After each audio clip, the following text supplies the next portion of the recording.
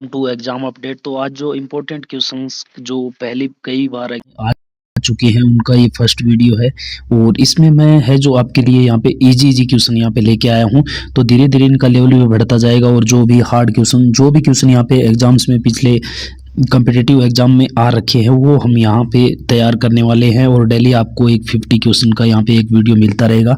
तो इससे क्या है कि आपकी तैयारी कितनी है ये भी आपको पता लगेगा और प्लस कुछ नए क्वेश्चन है जो आपको यहाँ पे देखने को मिलेगा और किस प्रकार के क्वेश्चन है जो एग्जाम में यहाँ पे पूछे जाते हैं। तो बिना किसी टाइम गवाए यहाँ पे स्टार्ट कर लेते हैं। तो फर्स्ट क्वेश्चन है यहाँ पे हमारा कि जो 1857 के विद्रोह में किसने अपना बलिदान है जो सबसे पहले यहाँ पे दिया था। तो ऑप्शन 4 आपके सामने है, यहाँ पे आप अनुमान लगा सकते हो 1-2 सेकंड में। तो नेक्स्ट यहाँ पे उत्तर है मंगल पांडे ने जो 1857 में सबसे पहले जो 1857 की क्रांति हुई थी उसमें बलिदान दिया था। कब दिया था? ये 29 मार्च 1857 को बैरकपुर की छावनी में ये दिया था और ब्रिटिश अधिकारियों पर हमला किया था, जिसके बाद उन्हें 8 अप्रैल 1857 को फांसी दे दी गई थी और ये 1857 के स्वतंत्रता संग्राम का पहला सर्वोच्च बलिदान था। तो यहाँ से आप ये भी याद कर सकते हो कि कब उनको है जो फांसी दी गई यहाँ पे।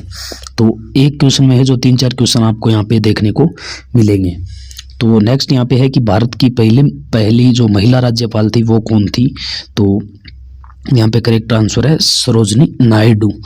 सरोजनी नायडू है जो 15 अगस्त 1947 को संयुक्त प्रांत जो वर्तमान में अभी उत्तर प्रदेश के नाम से जाना जाता है की राज्यपाल यहाँ पे बनी थी और वो पहली महिला राज्यपाल बनी थी। और सरोजनी नायडू को है जो भारत की कोकिला भी कहा जाता है। भारत की कोकिला किसे कहा जाता है? सरोजनी नायडू को। नेक्स्ट क्वेश्चन है यहाँ पे माउंट एवरेस्ट पर 2 बार चढ़ने वाली पहली महिला कौन थी। तो ये है संतोष यादव। संतोष यादव ने मई 1992 में और फिर 1993 में लगातार 2 बार है जो माउंट एवरेस्ट पर सफलतापूर्वक चढ़ाई करके विश्व रिकॉर्ड बनाया है। नेक्स्ट क्वेश्चन है यहाँ ब्रह्म समाज की स्थापना किसके द्वारा की गई थी। ब्रह्म समाज की स्थापना किसके द्वारा की गई थी। तो राजा राममोहन के द्वारा।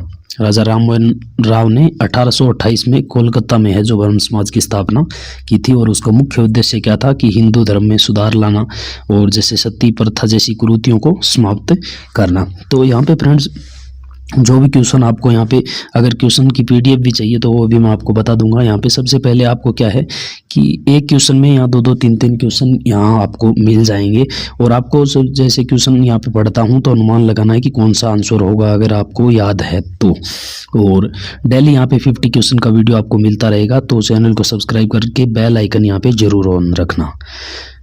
स्वामी दयानंद सरस्वती का मूल नाम क्या था। तो स्वामी दयानंद सरस्वती का मूल नाम यहाँ पे मूल शंकर था और जो बचपन का नाम था और इनका जन्म गुजरात के टंकारा में हुआ था। स्वामी दयानंद सरस्वती का जन्म कहाँ था? गुजरात के टंकारा में।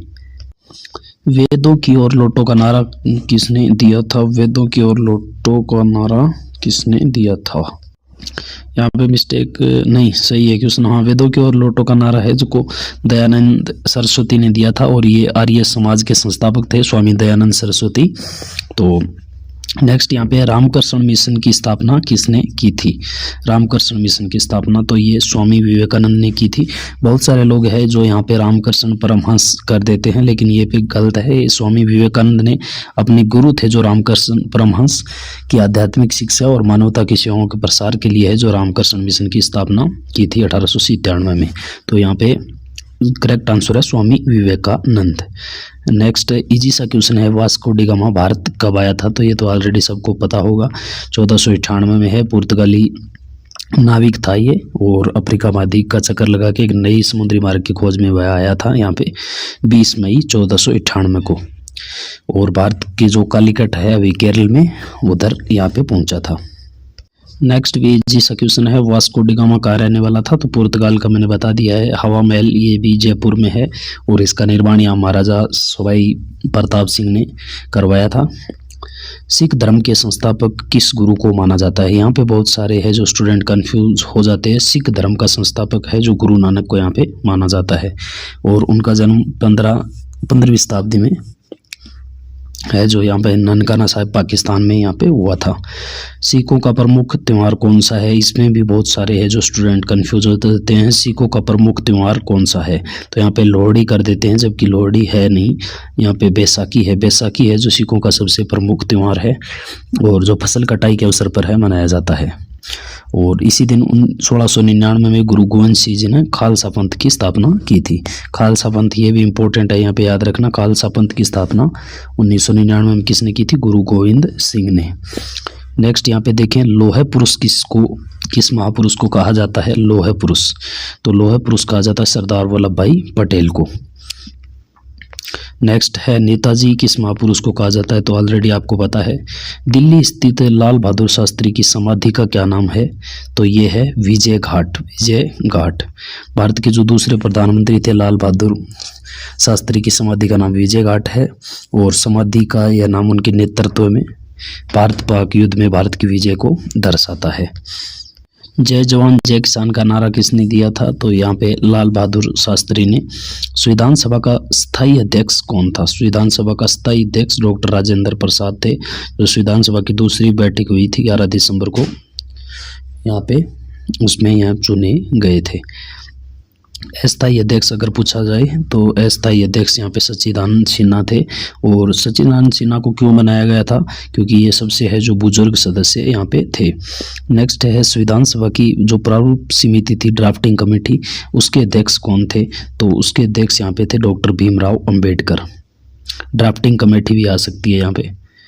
विश्व रेड क्रॉस दिवस किस तारीख को मनाया जाता है, विश्व रेड क्रॉस दिवस 8 मई को अंतर्राष्ट्रीय रेड क्रॉस समिति के संस्थापक हेनरी ड्यूनेट के जन्मदिन के उपलक्ष्य में विश्व रेड क्रॉस दिवस मनाया जाता है। सूर्योदय का देश के नाम से प्रसिद्ध है, तो ये तो आपको पता होगा, जापान। अंतर्राष्ट्रीय महिला दिवस 8 मार्च। क्षेत्रफल की दृष्टि में भारत का सबसे छोटा राज्य, ये भी बताया। ओणम किस राज्य का त्यौहार है, केरला का।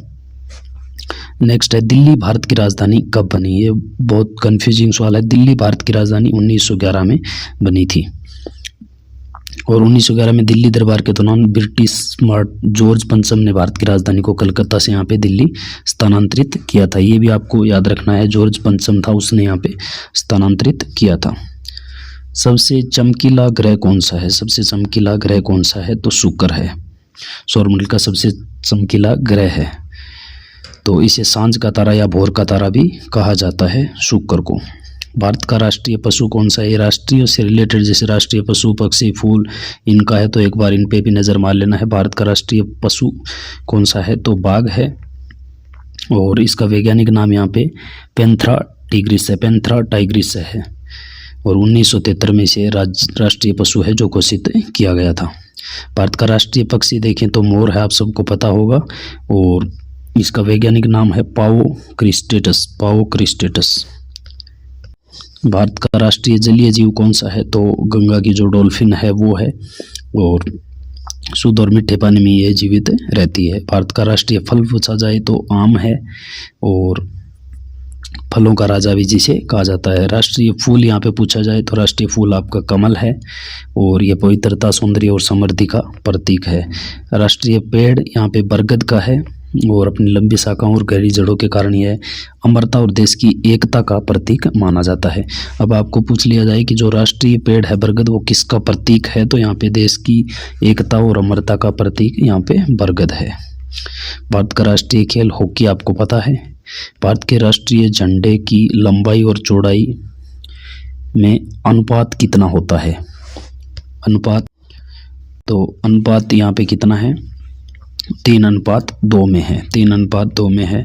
और फ्रेंड्स अगर अभी तक लाइक नहीं किया तो वीडियो को लाइक ज़रूर कर देना, आपके लिए जो इम्पोर्टेंट क्वेश्चन है वो मैं लेके आता रहूँगा।